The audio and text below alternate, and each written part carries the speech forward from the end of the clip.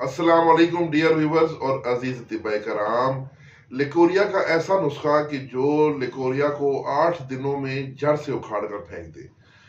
तो नुस्खा एक बहुत ही बाकमाल चीज़ है। नुस्खा जो बड़ा ज़बरदस्त है, मुजर्रब है। ये भेजा है जनाब हकीम मोहम्मद नफीस सन्यासी फ्राम टोबा टेक सिंह से। आपका मोबाइल नंबर है 0317 78 24 384।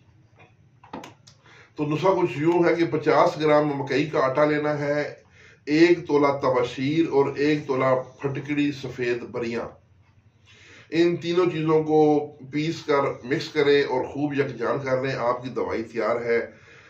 आधी चम्मच यानी 3 ग्राम दवा काफ़ी है, 3 से 4 ग्राम। तो ये सुबह शाम दूध के साथ देना है खातून को। और अल्लाह के फजल करम से इंशाअल्लाह हफ्ते 8 दिन में लिकोरिया जड़ से ख़त्म हो जाएगा। तो ये नुस्खा जनाब बहुत ही बाकमाल है, सस्ता है। ये ख़वातीन घर में भी बना सकती हैं, आम चीज़ें हैं इसमें। इसमें कोई ऐसी जहरीली चीज़ भी नहीं है। महफूज नुस्खा है। बनाएं और मखलूक खुदा की खिदमत करें।